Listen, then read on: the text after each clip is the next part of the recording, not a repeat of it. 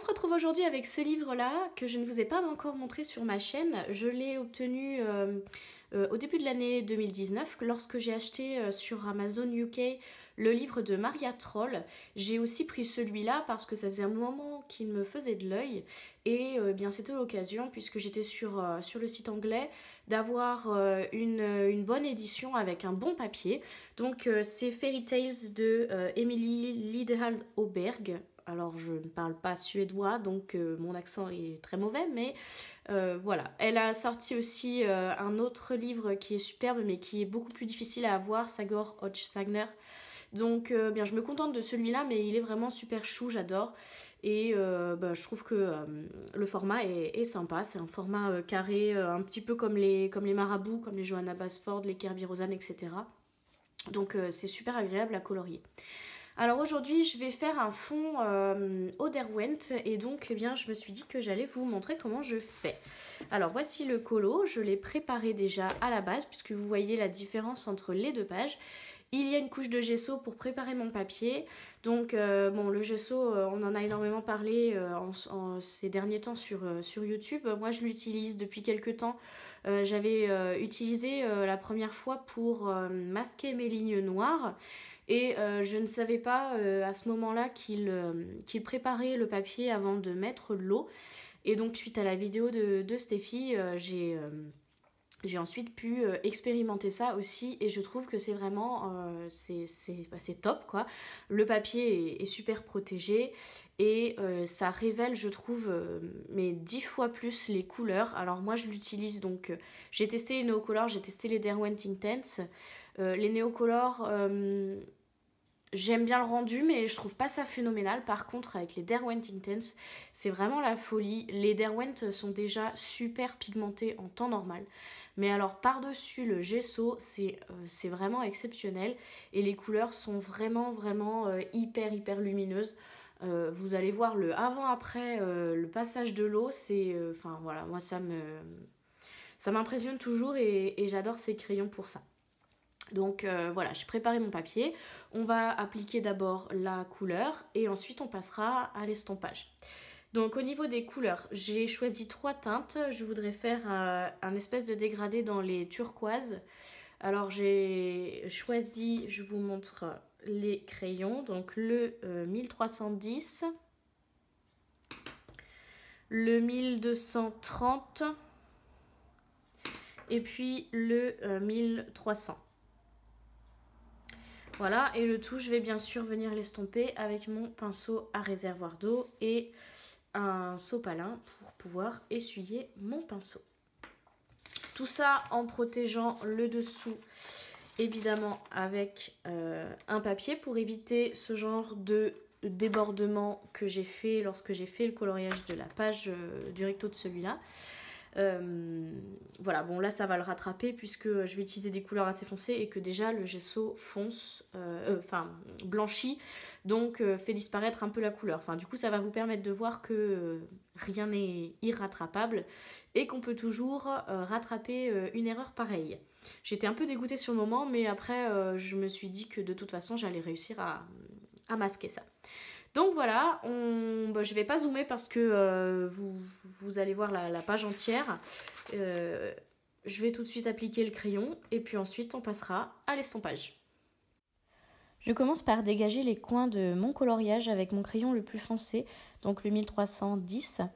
Je fais simplement mes 4 coins avec une coupure arrondie. Je n'ai pas besoin de faire vraiment un travail de dégradé sur mon crayon puisque celui-ci va se faire avec l'eau.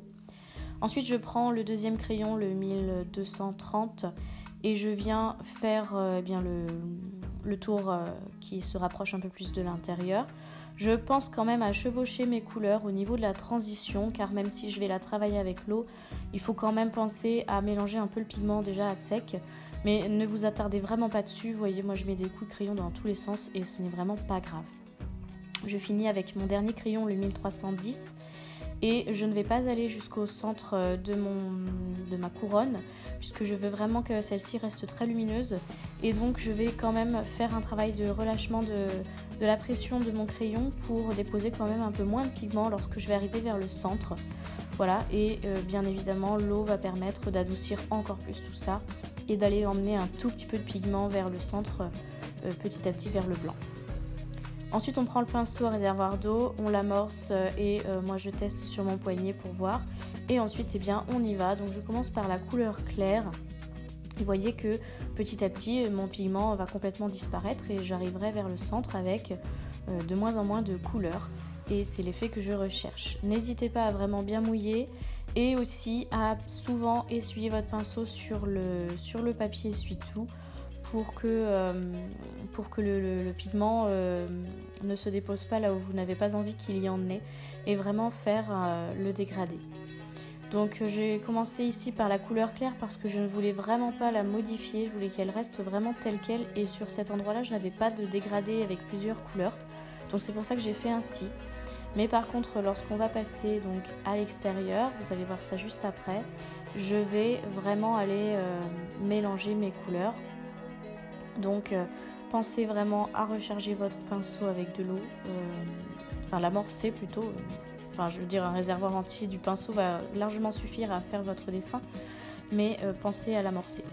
Donc là, je commence avec le clair de mes deux couleurs du tour et je vais aller vers le foncé, pareil, parce que je ne veux pas salir le clair. Je commence par détourer et ensuite je vais vers le foncé. Alors, vous voyez que je fais des espèces de S. Alors, c'est pas vraiment des petits ronds, c'est très fouillis hein, pour donner la texture. Et après, je reviens un tout petit peu sur le clair pour retravailler ma transition.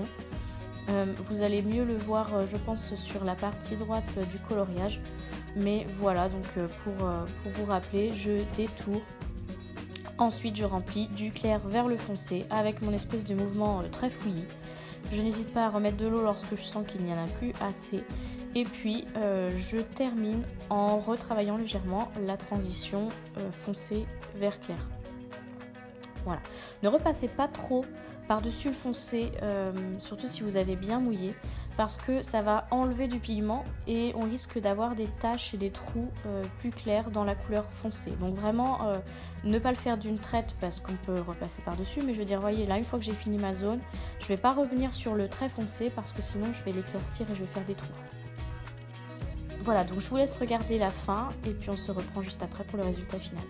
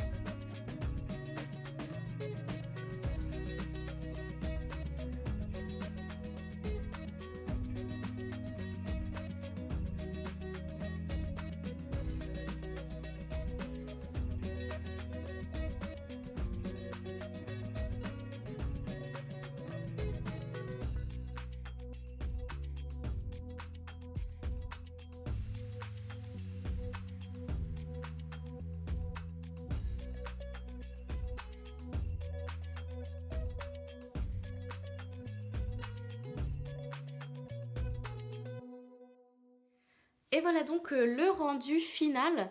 Donc vous voyez que les couleurs se sont vraiment bien révélées. Et c'est assez rapide au final. Et le rendu, voilà, il est, moi je trouve qu'il est vraiment super joli. C'est un peu texturé, c'est sympa.